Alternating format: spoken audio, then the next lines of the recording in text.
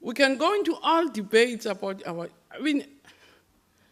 who doesn't love their language? We can go into all sorts of debates about the value of African languages, why we shouldn't kill them, should be used as mediums of instruction, we're giving English and African a preferential treatment, but it's a real world. Up to now, our kids, when they move into higher classes, they're going to study in English. It's a real, until such time that this is in place, I'm dealing with what is real. It's on the ground.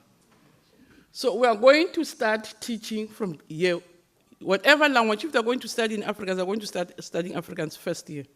So we're going to introduce them earlier in the language of teaching whilst they're at their prime age to acquire a foreign language.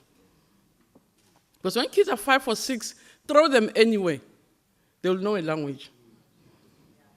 I've had kids, we travel a lot, take them to Limpopo, 2 weeks they can speak Venda when you can't even hear a word.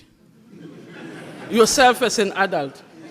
So we're throwing them early so that indeed we give them a foundation. So we're going to relook at our designs out there in the public. So first stage, so for subject, we initiate them early in the language of learning.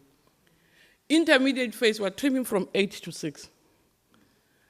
I've had lobbies to an extent that I even said to my office, I'm not even going to open my internet because every other subject group will lobby, say, people from technology will explain to you the world of technology, and you can see that they were lobbying each other.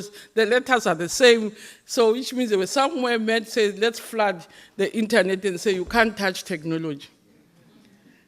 Your arts group will lobby, say you can't touch arts, and so all sorts of people. Economic management, they say it's a world of, if you don't understand economics, you can't survive in the world. So everybody has a reason to say. But we're saying we have to bite the bullet. Something has to give.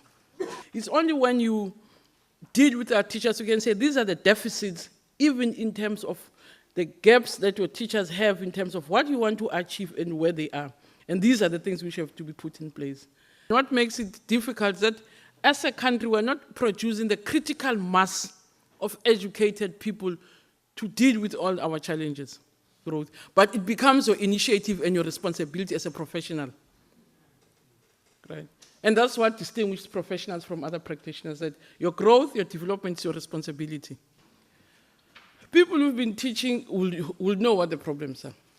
And you've already been tinkering with what you think is a problem. So as I said, the whole spirit of these innovations, of these changes, are to affect the whole system with an emphasis on your numeracy and literacy skills. We are doing all sorts of programs in primary schools or foundations for learning. We're going to bring workbooks in schools to improve the system from the bottom. Right? So it's not true that we're really focusing on metric. We're going back to improve the entire system and supporting the entire system from the bottom.